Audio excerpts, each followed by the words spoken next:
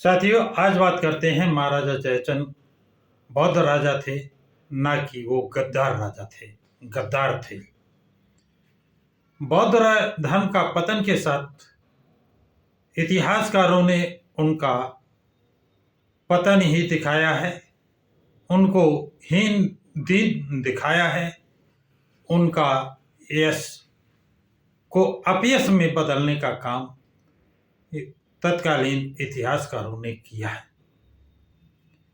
जैसे पूर्व वीडियो में आपको बताया गया था कि जो संयोगिता अपहरण की कहानी कपोल कल्पित है, ये इतिहासकारों ने साबित कर दिया है।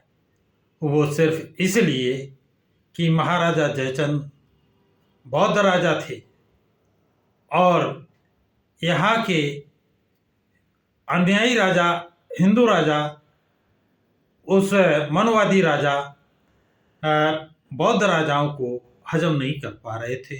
उनके इतिहासकार जो उनके दरबारी होते थे, उन्होंने उन्हें गद्दार साबित करने का प्रयास किया है। अब सवाल ये पैदा होता है कि महाराजा जयचंद अकेले बौद्ध राजा थे या इनके पूर्वज भी बौद्ध थे। तो इसकी जांच करते हैं। और इनके पूर्वज कहाँ के राजा थे?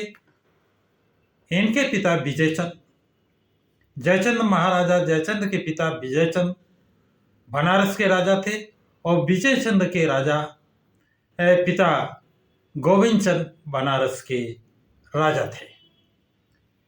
गोविंद चंद का यह विषय में इतिहास में काफ़ी उल्लेख मिलता है। गोविंद चंद के विषय में जानकारी मिलती है कि सारनाथ, श्रावस्ती, बनारस, कन्नौज, नालंदा, कुशीनगर और बोध गया के बिहारों में को पर्याप्त धन दिया करते थे। कुछ ग्राम भी दान में देते थे, उपहार स्वरूप दान दे देते थे, जिससे उनका खर्च इन बुद्ध विहारों का चलता रहे और इनके बुद्ध विहारों का जीर्णोद्धार भी कराने का उल्लेख मिलता है। इन सभी बातों का असर जयचंद के मन मस्तिष्क पर पड़ना स्वाभाविक है और ये असर बाल्यकाल से ही पड़ने लगा था। जयचंद अपनी दादी कुमार देवी के साथ प्रायः इस पत्तन मेघदाय यानी सारनाथ के बुद्ध विहारों, चैत्यों, स्तूपों के दर्शनार्थ व सद्धर्म के ज्ञानार्जन हेतु जाया करता था। किसके साथ? अपनी दादी कुमार देवी के साथ। सारनाथ वाराणसी के निकट पड़ता है, इसी कारण महारानी कुमार देवी और महाराज जयचंद के प्रीत तीर्थ स्थल भी थे कि वहां जाते थे और ज्ञानार्जन करते थे। प्रसिद्ध इतिहासकार डॉक्टर शशिभूषण सिंह ने अपने ग्रंथ सारनाथ के उल्लेखन में से प्राप्त महाराज जयचंद की महान दादी महारानी कुमार देवी के शिलालेख दो के हवाले से बताया है कि गहड़वाल राजाओं के बौद्ध धर्म को काफी प्रसिद्ध दिया। परिणाम स्वरूप मध्यकाल की विनाश लीला से ठीक पूर्व बौद्ध धर्म एक बार पुनः जनमानस के मध्य पहुंचा प्रतीत हुआ। गोविंद चंद के समय में बनारसी नगरी बौद्ध विद्वानों के लिए प्रसिद्ध हुई थी।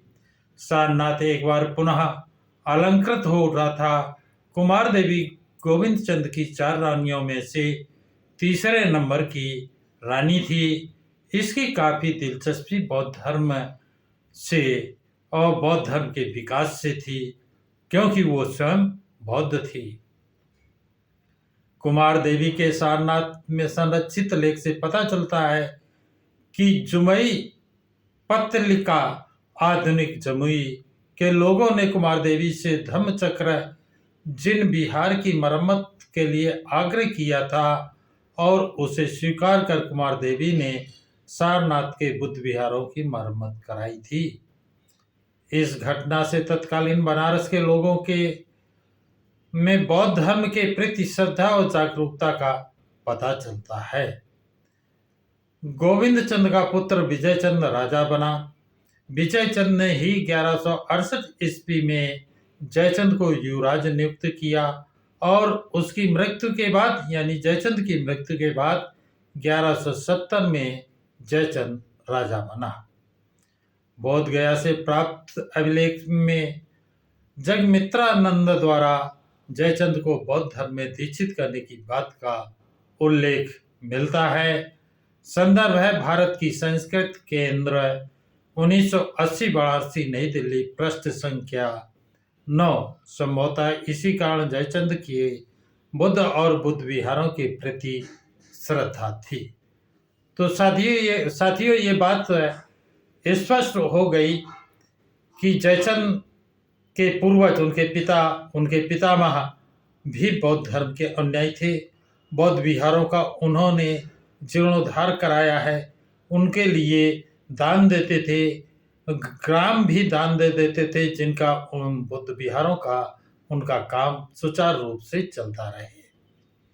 और इसी कारण बौद्ध धर्म के पतन के साथ इनके इतिहास को मिटाया गया, इनके इतिहास को खत्म करने का काम किया गया और महान राजा जयचंद को गद्दार लिखने का दुस्साहस इन मनवादियों इतिहासकारों ने किया है।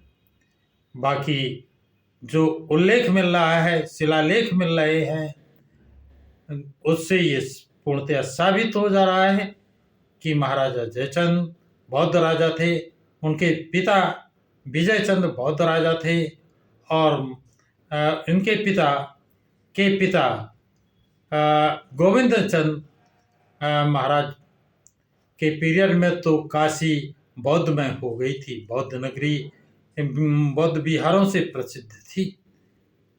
तो साथियों आज की जानकारी बस इतनी ही।